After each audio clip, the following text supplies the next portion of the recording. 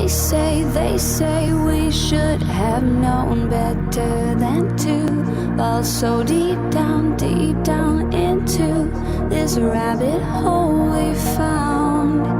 And I was thinking, hi, this is Nico. You're listening to my dad Rafal, also known as the White Rabbit, and James Jardine on the one and only Down the Security Rabbit Hole podcast. Buckle up and enjoy. deep into this pool of regrettable situations. Pitch black, think back to the last time that we were happy. Okay, good morning, good afternoon, good evening, party people. This is episode 2 that I promised you of the Security Has a Data Problem podcast. It is Hawaiian Shirt Day. Here we go. If you're not watching the stream, then, well, you know, you're missing the cool Hawaiian shirts. Welcome back. We have a great episode. We're going to pack this with information. Same crew. We're going to talk through. So part 1, if you listen and you need a refresher, we kind of describe the problem of securing data, securing information. We even got some very choice explanations of the problem in many different ways. So that said, I wanted to kick off part 2 with, okay, we know we've got a problem, right? This is one of those situations where you wake up one morning and go, oh crap, I need to do something about this mess. And we're going to have to do something. So let's talk about, in two phases, guys. Current tech, right? What's this? What are we doing today? And then what's on the horizon? What's happening? What are the new technologies? So last time we talked about previous approaches, right? Data governance projects that all failed. Trying to hold people accountable for storing less, all that. What's going on today? What are people doing right now in terms of trying to keep their data in check? Well, first thing I'm gonna say is, if you're listening to this episode and haven't listened to the first one, part 1, then stop and go back and listen to that one real quick. Right, definitely go get episode 1. Yeah, That's it's important. We place all the blame on marketing in part 1 for causing this problem. At least I'm not getting the drone strike this time. That was you, Nate. Yeah, that's all you, man. Just kidding. Call from HR in 3, 2, 1. Yeah, that's funny, right? Before I answer that question, as I made the transition from CISO life to then strategy officer, and then also taking on marketing, those were just all natural evolutions of each other. And it's all about it's like some of the same reason why people say, well, hey, why as a CISO you take infrastructure and then you take other things and you take applications, because you get more and more controls to actually secure things. And the next step, there's 2 steps of strategy, and one is kind of obviously understanding the problem, right? Understanding the pain. And then you want to build a product to that pain and problem. And then third, right, next step is you market it. Right? You create the market, you create demand, you create awareness around it. And then obviously then the sales team goes and sells it. And that was just a natural evolution. But I can tell you that for years, I didn't want marketing to be in my title. In fact, it might not even be in there on LinkedIn right now, because I felt like I was going to get excommunicated from my old CISO colleagues and peers from my CISO life, that, oh gosh, you're marketing now, we're anti-marketing. And so I was really, really nervous to ever take that title. And I finally was forced to, for multiple reasons, and I added it. And I can say that I did not actually get embraced by, wow, you're the first CISO ever to become a CMO, which was cool. I did get excommunicated from a bunch of industry events, though. As you should. Being a marketer. So Nate, maybe you can frame up the Raf's ask there first, and I can, since I'm the marketing guy. Yeah, that's right. You're a marketing. We have to put you in a different Hollywood square. But no, I think in terms of the question around kind of what's happening, it's like any other technology transformation. I feel like, we started with a lot of the things we talked about yesterday. We were forced to. We kind of came from the old school ways of storing and classifying data, and there was a lot of physical data at one time, and then we migrated through to like, everybody had a DLP program, but it was a nightmare in various facets, and then that stuff slowly evolved and got better. And I think that there were some early stage, technology companies that were, looking at the problem and saying, hey, it'd be great if we could do this classification component. But I think during those times, we also put a lot, even with those tools and capabilities, we put a lot back on the human to do. I mean, I remember early days of rolling out DLP, and there was an interaction point for when an employee would send an email that contained sensitive data, and they would have to go into the subject line and select like a classification for the email, and then that's what would send it out. And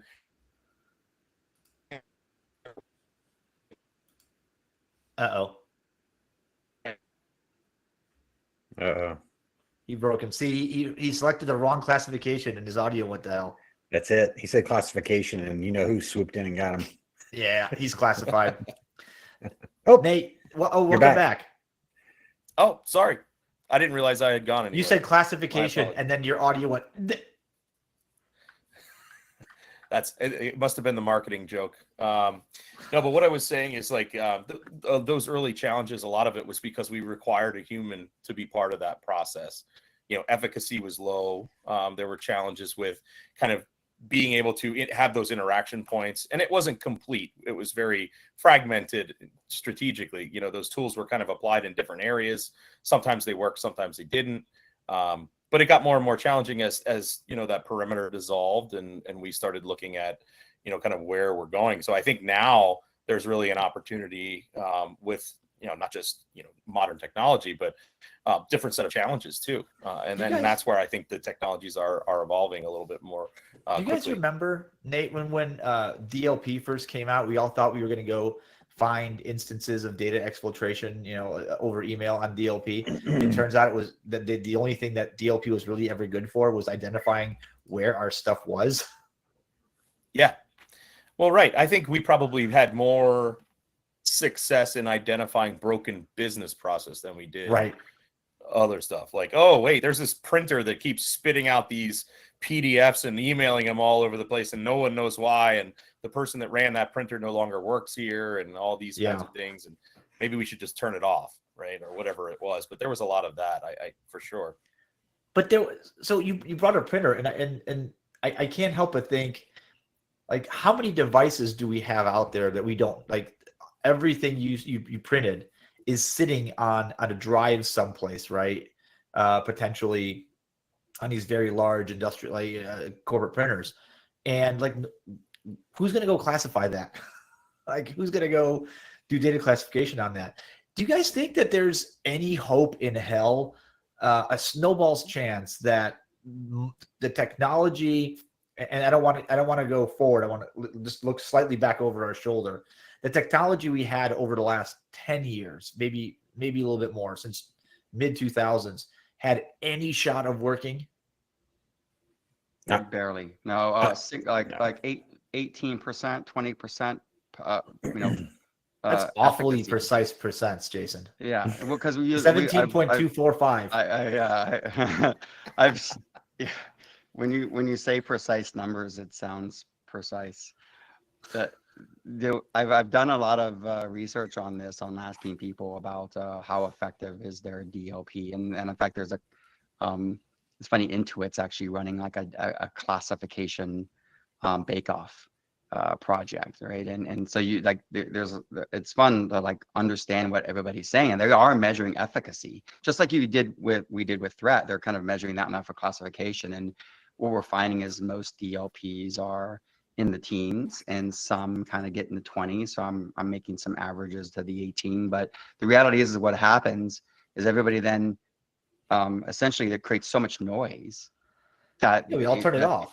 They water it down. They keep it on for the checkbox reason, but it's basically watered down to, hey, like something we know for sure, or a large volume of credit card numbers and things like that. And so I think that this problem, I would say that it's not just DLP, right? It's just all data security in general. When you look at it, the process of it is we create data, and create or acquire, right? One of the two, and then you ideally want to know where it all is, and then you want to classify it. What's its importance? We talked about on the first part, right? The value of and the liability of it, and then you want to govern it. Then you want to protect it, right? Encryption, tokenization, right? Governance is more like who has access, does it comply with our policies, et cetera. Then you would control the flow. Where's it going? Who's using it? Is it going outside the company to trust the people, et cetera? Then you want to monitor it, right? Those transactions, especially exfil. And then you want to respond to it. And ideally, we want to destroy. Ralph, last episode, you said, well, we're hoarders, right? We suck at destroying, which is true. But that's the life cycle of securing data. And when you think about governing, protecting, controlling, responding, and destroying, we get very inefficient and effective at most of those downstream. Why? Because we've not discovered and classified at scale. And then we have to say, why that? But to me, I view a platform, a data security platform, which is your entire data security landscape, as like a skyscraper. And they've all been falling down. They've never stood. We've got like a 4-story building at best, because everybody's been building on sand. And until you can do discovery at scale, which means speed and affordable, and in many environments, and you can classify with high precision, until you can do that, you can't do all the others effective. And that's that makes why sense. we failed. So, but and as soon as you started talking about like the whole house, the whole program, I immediately thought, crap, that's all the things I actually didn't think we'd talk about, because we think about data security as identifying, classifying, and then like doing some sort of time-based response, action-based response. But there's a lot, there's a ton to this. Right. And none of, realistically, none of it can be done at scale by any well-meaning human, because you just don't think about it. And even if you try to, there's too much of it, right? Jim, operationally, I think this turns into one of those, like, we mean to do good, but it's just not possible.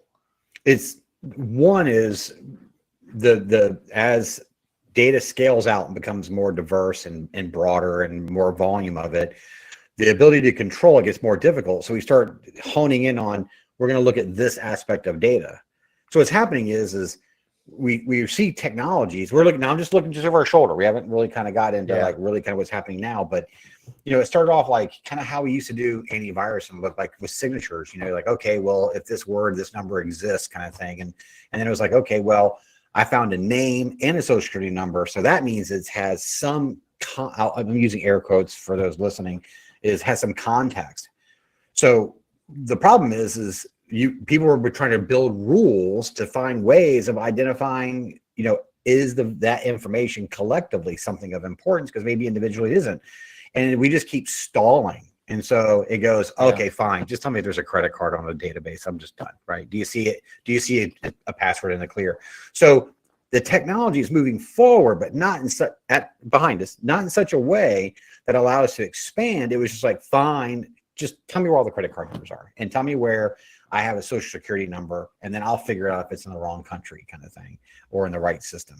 But I want to make this is really important, is security has a tendency, and it's just, we're all human. We have a tendency of like jumping over something and going, wow, that's too hard. Let's go focus over here. And we do it by saying, that's not a solvable problem.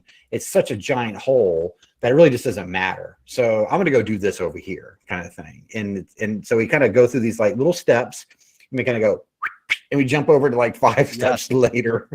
Remember when I said earlier, the stages of strategy for security is know thyself, then minimize the attack surface, complicate access, rapidly detect, respond, contain incidents. Awesome. And we all skip know thyself. We skip the where's your data?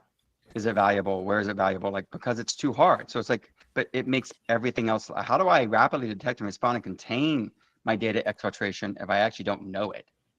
Exactly. I used to say security is nothing but the controls that protect assets from threats, and we can't get a handle on our assets, so all we do is talk None about of yeah. threats. So that's right. So nothing else. See, this of all the things that make no sense about what we do for a living, that statement right there, Jim. And one more time for those in the back, repeat that because I want, in case somebody missed it. Security is nothing but the controls that protect assets from threats, and since we can't understand our assets, we just focus on threats. And the threats, you're net. I mean, we've seen it with antivirus. With trying to identify viruses, right, and malware. You can never keep pace with the speed of innovation by the attacker, and this explains our entire industry, right? The entire thing, right? The entire goat rodeo right now is wrapped up in that statement. We have absolutely truck tons of money wrapped up in tools and processes and staff and managed services and this and that, and none of it is worth a crap because we still get popped. Why? And just one more second. And the reason for this is, right, we get into this, soapbox. We get into this situation where after like all the big breaches that you're like, oh man, that was legit. That one really was interesting. There's always that statement of that hints at like, hey, the attacker got in the place that we weren't looking for stuff that we didn't know we had. That was important. You're like, ah! And that, Jim, you just summed it up. I'm going to go back to being quiet, but that is the bit of genius. So this is what we've, it's funny. What we did is we spent, our whole first episode on the problem, and now we've hyper focus on more pain, right? So let's just talk about solution from standpoint. Yeah, take us to a better place, Jason. This is why I joined Sire. People was like, well, why'd you pick this company? And it's because, wow, one, I think it's the biggest problem in our industry. Number one. Number two, the least mature. Three, I want to make a big impact, and they have something that actually is the foundation that Discover classifies, Discover at scale in a fast way, and classification to 95 and 90% accuracy, which blows people's mind. And when they see it, I mean, actually, at first people are like, okay, wow, it's like that can't be true. And then they do, and I come back and wow. And it's because this company wouldn't exist without AI, without LLMs. And it's a bunch of, smaller LLMs focused on individual types of content to be able to run faster and less expensive so that you can scale it, right? And I'll give you an example. Let's say you can't see my whiteboard over here, but if I drew on my whiteboard, our M&A strategy, and I'd say I was part of any Fortune 100. I love this analogy, and I do it with CIOs all the time. And you write your M&A strategy, and you write, hey, we're going to acquire these 5 companies, and we're willing to pay these billions. And you took a picture of that. No DLP is going to catch that. And I ask people, how many DLPs do you have? Like, oh, we have an email one, we have a storage one, we have CASB, we have endpoint, et cetera, et cetera. Great. None of them will catch. I actually say, write this on a piece of paper. I play this with people, take a picture of it and send it to me. Oh, nothing lit up. Now, I'm going to show you, I'm just going to upload it to our product, or just go to ChatGPT, right? And I just upload it to ChatGPT live for them. And it comes back and says, this looks like a handwritten M&A strategy for a company in this industry. It looks like you're talking about these publicly traded companies, and then you can prompt it. What are these companies worth compared to this number? And third, is any of this public information that we're looking at acquiring this company, right? Like just that by itself, imagine the context of what you can do. That it's what a human would do, right? The problem is a human. Do you know, guys? Any of you know what speed a human can ingest information in their brain at max? 16 bits per second, right? So wow. When we talk about, I have customers that have, 900 petabytes of data, right? It's just impossible. It's a little. And so the AI is this company wouldn't exist, and this problem could never be solved. So it's not shame on the industry, shame on us, to be honest. It wasn't possible So nobody did anything messed up here. It wasn't because we wanted to skip over the problem, right, and skip that step. It was impossible, and it isn't impossible now. It's actually possible, and that's the light bulb moment for people. And once you realize the impossible has become possible, and you can discover at scale, and you can classify to high precision, all of a sudden it changes the entire way you can look at data security. And now imagine that you create a brain, a data security brain. And that, like, and you got all these senses, and so you start orchestrating the rest of all your security tools. Like, you still have to keep all the other stuff because there isn't one, miracle platform. But once you know data and its value and where it is and who has access to it and the identities and how much access they have and should they have access and are they over permission, and then you can start informing everything else you do to make it highly accurate, and it becomes kind of this overarching brain, and you orchestrate it so it signals in and signals out. That's where we should be, and that's, in the end, that's why Nate and I are at this organization, because it's like, wow, this changes the history. Yeah, that makes me want to ask a question, because you said before AI this wasn't possible. Talk to me about the type of AI, because I'm assuming we're talking narrow, what we call narrow AI, right? Where Dan Miesler had, I'll give him a shout out, had a really good post on this where he defines, like, what we think of AI is really just a bunch of algorithms that can do very specific units of work, and you throw them together, and now you can do it faster and less expensive than ever before in human history. Odds are with a greater degree of precision. There's a caveat to that precision, right? And the funny one is, Jim, I think maybe you told me this one, but there's somebody they were trying to do an exercise where they were trying to identify snow leopards or something, right? In various pictures caught by trail cameras to see how many there were, and they threw all these pictures of snow leopards at this learning model, and it turns out the learning model learned how to identify snow. Because the one commonality in every picture was that there was snow.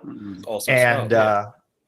Right, and so you got, so being able to, all that is to say, being able to train data properly, and to tell a social security number from a random 9-digit number apart, and then give it context, like, all that is, that's what makes this stuff work, I think. Am I in the right ballpark? You're spot on. There's a really good analogy that one of our engineers or R&D folks will often talk about with customers, and he's like, if you take the word Jordan and you're searching for that particular word, how do you know it's not geographic Jordan versus Jordan, a human, a person, Michael Jordan possibly, and or how do you tell the difference between those things and the brand? And it's all about the relevant context that's around that data. So when you can start to derive context, even though your search criteria might be on something much narrower, the context around that particular piece of information that can be derived to bring it together to say, oh, it's Jordan, the sneaker brand. This could be intellectual property versus it's Jordan. It's someone's research report about the particular geography. Maybe there's something else in there, but it's not the intellectual property. It's so those kinds of things are really interesting. And I think that's what highlights that this is much more than a security problem. This is also a bigger business problem, right? Like, as a business, do we start to understand how to leverage our data to make it monetizable in things like AI if we don't understand what we have? So that's where it kind of like starts to cross other lines and makes it more exciting. That's where for the first time, I think, in our history of security, notice I say just security versus information security or cybersecurity, because we already had talked about that before, but that's a cybersecurity word, like, bothers me a little bit. We are in a position to, one, be able to actually do data security. Let's just start there. But two, then I talk to CDOs all the time and CEOs all the time, and talking about what we do, and they're like, oh wow, and all of a sudden their light just starts lighting off with use cases galore, like, oh wow. And it's business use cases, not security use case. Like we've never could do these things before because we couldn't know this stuff at scale. And that's the part that gets cool. And now all of a sudden, a security funded project is in a position to truly drive acquisition of customers and retention of customers, and the drive, speed the adoption and the use of data, right, at a higher rate in a safer way. I would argue, Jason. Sorry, Jim. I would argue, Jason, that that to extend what you're saying is that this has been sort of the missing bit, the key to unlock all these other technologies that we have in place now that were contextless. We've said context for a long time, right? Mm-hmm. But context usually means, a series of packets, a couple of transactions, files relevant in that same folder, but not like true context the way our brains looks at this and says, yes, these are faces, it's on a screen. This is, a video call as opposed to a picture or a portrait or a Degas or something, right? So true derivation of context may actually unlock the rest of security's problem. And if you stack that on top of the world of being able to identify and classify and understand what the data is, like, because DRM was a really crap attempt at securing information, right? It was awful and it was unusable, but that's what they had, right? So they said, I don't know what this is, but if I put it in a box, I can put a lock on it, so it looks important. But this is different. Go ahead, Jim. So I just want to say that just generally, when I think of AI, I think we all have mixed interpretations of it. And I've always been screaming, when are we going to use AI for security, right? We talk about can we secure AI and all, the exposure of sensitive information. I'm like, who's going to swing that turret and point that at the really real problem? And until this point, and Jason nailed it, until it was AI, we really couldn't do it because we were having to manually find out ways of building context in the search of our DLP. And before DLP, going after security, I would argue is like using a blunderbuss. We were just scattershotting things downrange, right? At least DLP and other things that this got us to a shotgun level. We were, still kind of, wide pattern. Let's just like PCI. Okay. You need to secure that data. I don't really know where it is. We're going to build a giant fence around it and call that building PCI kind of thing. Right. And the whole tokenization stuff. And we were fighting with how do we build context? And then now with using machines in somewhat intelligent way, and there's varying degrees of that, we get that magic of context. And I think, Nate, your comment about Jordan really, really nails it down, because until now, a human had to sort of relate that. And knowing that only a human could do that, which was very transactional. So what do we do? Like you said earlier, we said, hey, can you classify this email before you send it so we can apply the right control? And then, Jason, I'm sorry, it's all balled up, man. And then you talk about like, hey, we can help find data so the business can get better. I would take that and spin it around as well. An additional dimension to that Rubik's Cube we talked about is now all of a sudden, your cost to your security is going to plummet because you're not. That's an interesting point, Jim. You're not, because for me as a practitioner, I'm thinking, all right, that's going to cost money, that's going to cost money. But if I don't need to do it there and I only need to do it here, that's the rim shot right there. Like this is gonna because all right, this is a great episode. I want to see where this goes, because if this type of technology, so you can look at this in two ways, Jason. You can look at this as standalone, as a platform that does things and right, and it takes care of your data problem, or you can look at it as an engine. Yes, I that think feeds into everything else that makes it actually intelligent. That's why I think of it as a brain versus. I mean, I think a brain is kind of an engine, right? But it's like your brain has to tell your body what to do. It has to tell other things what to do. And so I think that, just like I can speak commands to, my kids, right? Like my brain's doing it, but then, they're acting it. I'm sending signals and then I'm receiving signals, et cetera. And so my view is, that's what we're doing here as an example.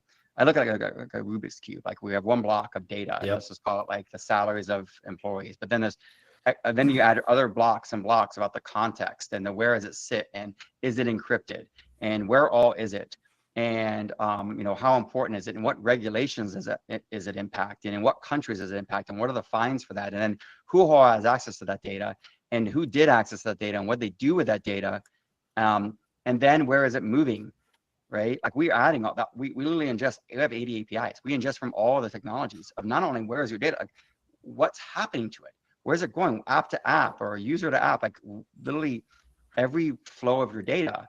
It's called data detection response. So you add the identity. We have an identity module. Then we add DDR, and then we print a picture of your overall risk, likelihood times impact by business unit and by data store. So imagine you see HR was low, and 1 month later they go high. What changed? Imagine you put that in front of the HR team. You say, hey, I'm going to show this to the audit committee every quarter. Please look at this once a week or once a month and see how your risk is changing. And when they click on that, it just says, hey, by the way, this is why HR went from low to high, because somebody downloaded how much everybody works out of Workday, took it out of a secure system, put it in an Excel file, and you share it with 5 people. And one of those people was an external consultant in clear text. See, but that used to be, prior to this, that used to be Excel spreadsheet file has X amount of things. What you just told me is somebody took it from here to here. That person was a consultant, and now it's living in some place. That is context we've never had before. It's never existed, and nobody could do it. It was all a lot of research on a lot of other solutions. So somebody, some human at 60 bits per second was manually having to do that purely under an investigation if they had cause. Yeah. Yep. Nobody was doing that unless they were literally required to by law. Like literally nobody was doing that. Exactly. Guarantee you. So then you add, then what we're doing is we're 1/3 of the reasons people are even engaging with us is because of AI and AI security and saying, hey, AI is generating more data than anything. And so we need to know what's going into it, what's sensitive information, what's the prompts, and what's all being created by AI, and what's happening to that data. And then, privacy reasons, IR is a big use case because all of a sudden you can tell people, SEC materiality by itself. We need to know within weeks, not 90 days or, and millions of dollars. There has to be a level of confidence in the disclosure. And I think that's, it's a game changer for all of that, really. Because you go from a core. Yeah, because you go from gut feel to here's what I know. Yeah, well, and at the same time, you think about like those primary breach coaches and responders that come in, they're not trying to do the data side when they first get there. They're trying to say, I want to return you to operations and stop the bad stuff from going on. Let's plug some holes in the wall, make sure we can say, okay, we think we're safe. And then they start looking at the data. But that's a very sequential process.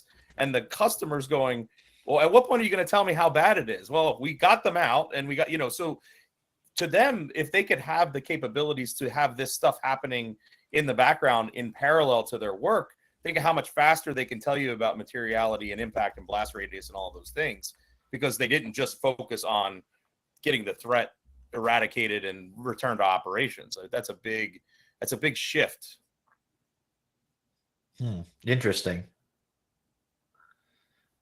Well, this is game changing. Like that, the beginning of something that does change the industry.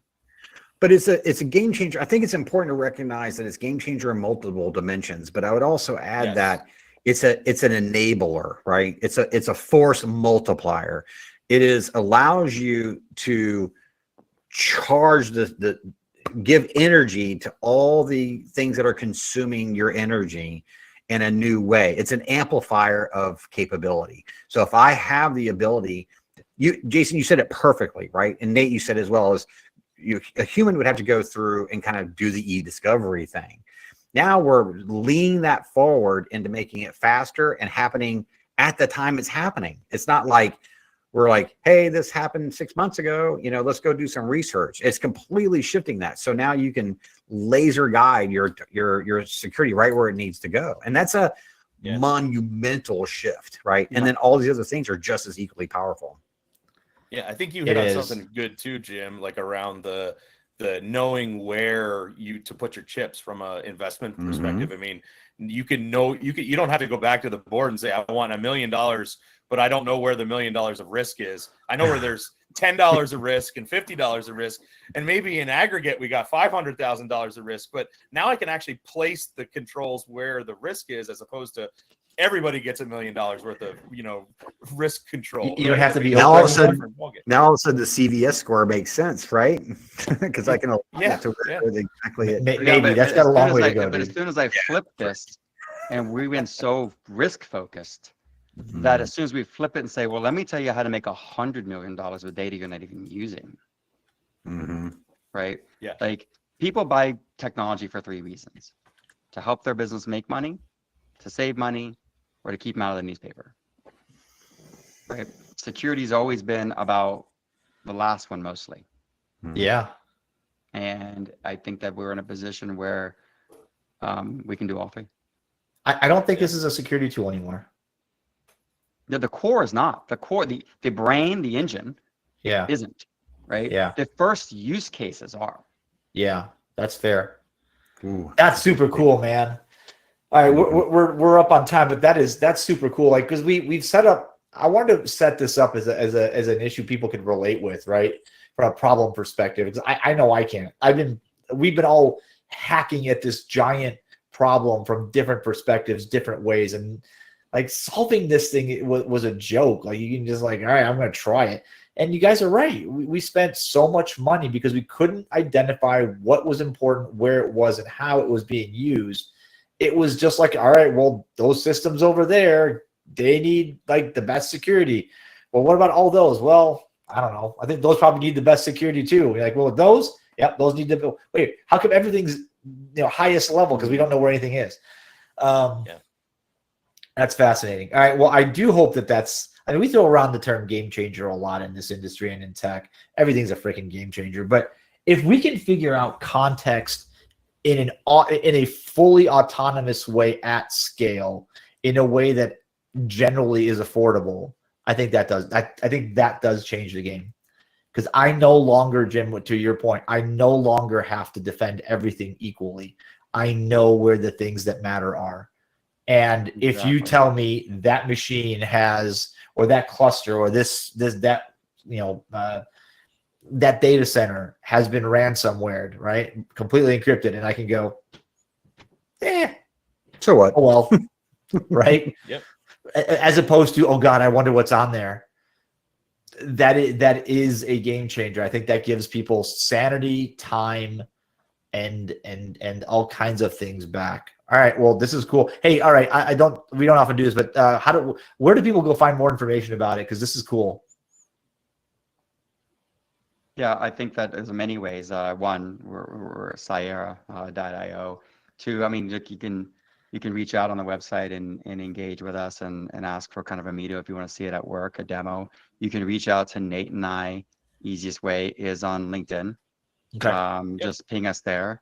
And you can reach me, jason.clark@sierra.io. But simply put, like, we just want to help people. So you can engage with us, engage with anybody, engage with your partners, right? Whether it's any big four and ask about us, about any of the big VARs. I mean, everybody knows about us at this point. We're growing extremely fast. And I'd say we're the second fastest. We're definitely I hate saying the second, but Wiz is sometimes on fire. We're the second fastest growing security company out there. Sometimes second is perfectly fine. But yeah, so people know how to. Any of your partners know how to reach us and engage with us. All right.